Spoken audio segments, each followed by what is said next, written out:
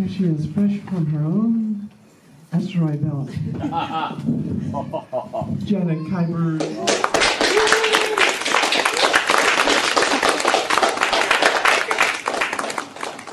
I love my asteroid belt so much I have a couple Kuyper belts too. Hi. I thought one of the pieces I was going to read in this was small type, so I'm borrowing my husband's jacket, so I thought if I need to, I could borrow his glasses. Anywho, I'm going to read to you a couple of poems from this thing book from past performance art shows. Hi, happy smiles. This is called Chapter 48, Volume 1. It is in an 18, 20, 30, 40 series of books in different volumes. Ta-da. And I would like to read it's from different performance art shows, and this one was from one on the Yellow Beach in Chicago, and it's called Too Far.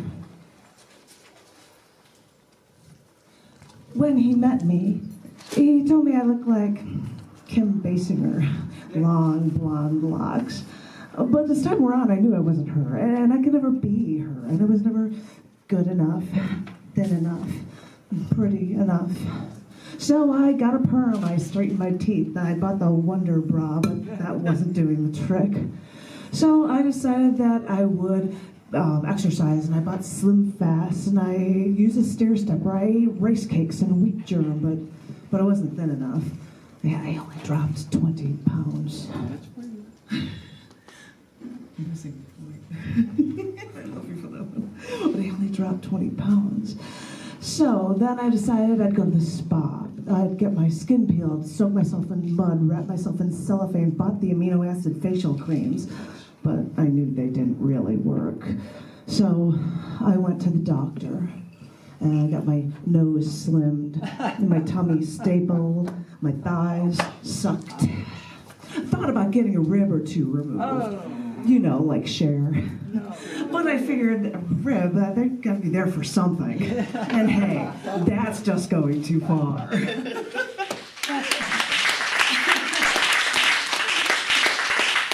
he says, oh, that's plenty. I'm like, I think you're getting the point of the poem. I'll just, think of removing a rib because that's how much we have to worry about. Looking appropriate and good enough, thin enough, pretty enough, right? So, this one was from a show called Getting Wired. It was at a Starbucks. And it is called Phone Calls from Brian Tolle. I came home the other day from work and I found 3 messages on my answering machine. Each was nearly 2 minutes long. They were all from my friend Brian, who lives in Indiana and he's working on a film. Now, Brian is a friend of mine from high school. In fact, I asked him to go to prom with me as friends, but he turned me down saying he wanted to save the experience over prom with somebody that he was actually dating. But that was like 8 years ago. I went to prom anyway without him, but I still think it would have been more fun if he was my date. So I got home the other night and I had these 3 messages on my machine, and they were all for Brian. Then I listened to the first one, and he says, I'm sorry I haven't called you in so long, and I hope you don't hate me because I love you, and I've moved, and that's my roommate that you hear in the background.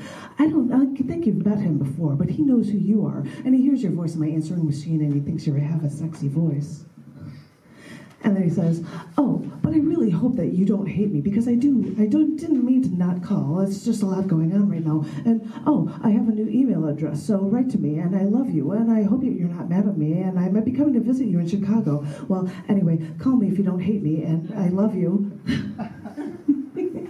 That was one of the messages. And then I listened to the second one, and he says, hi, it's me again. I forgot to give you my new phone number since I just moved, and so here it is. And did I tell you that I'm making a film?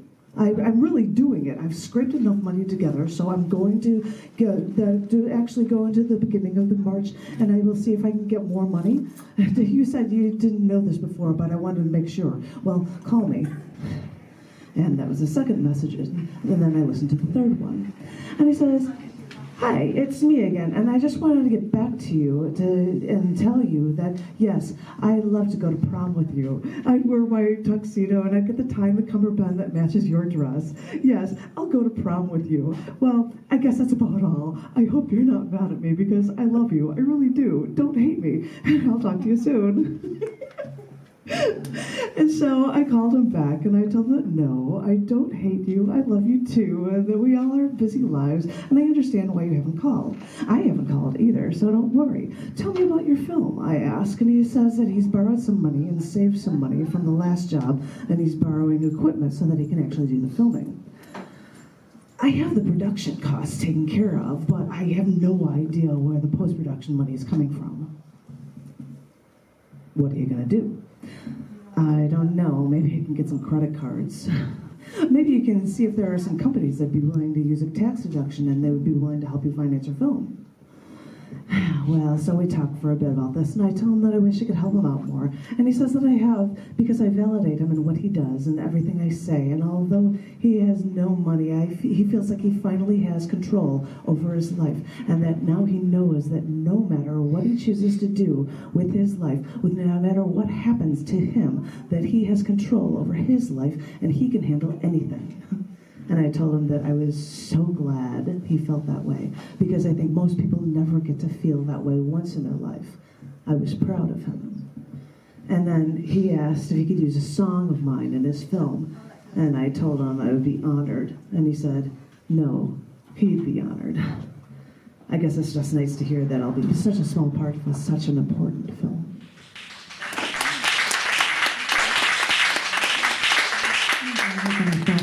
I would share a new poem with you because I get to write a poem a day, and because somebody asked me about it, and I don't need these glasses on.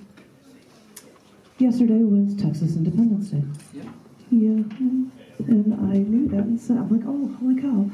I'm with John at the gun range, so it seems so ultra-fitting that I would write a poem for Texas Independence Day, and it's called Each Trigger Pull. Once I got to the gun range today, I saw that the rifle range was closed and learned that a real estate company is considering buying the land that is just past the range. So they got an injunction, a court order, to stop the gun range from firing guns toward the extended land.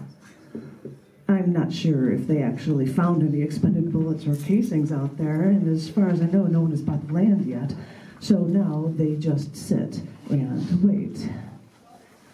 The way the Republic of Texas waited 9 years to be a part of the United States of America after claiming their independence on March 2nd, which happens to also be the birthday of Sam Houston, who led Texas to victory over Mexico in the Battle of San Jacinto.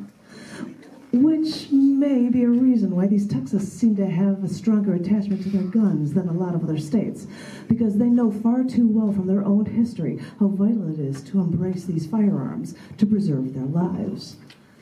That may be something other states in this union have forgotten. We can turn a blind eye to violence and think it will never touch us, when it probably is lurking just around the corner, and no one knows it. As I sit here in one of the bays at this gun range now, I now wear protective eyeglasses and ear mufflers, ear gear with enough force to protect my ears and enough pressure to crush my skull. Watching the smoke from every shot rise from the gun in front of me, I can still hear the 9mm pistol and rifle shots fired in our bay and the AR-15 shots fired in the bay next door.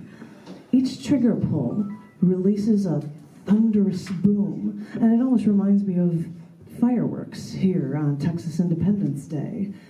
The noise is something that seems so strong, but really, like fireworks, it is only something that reminds me of celebration and celebrating.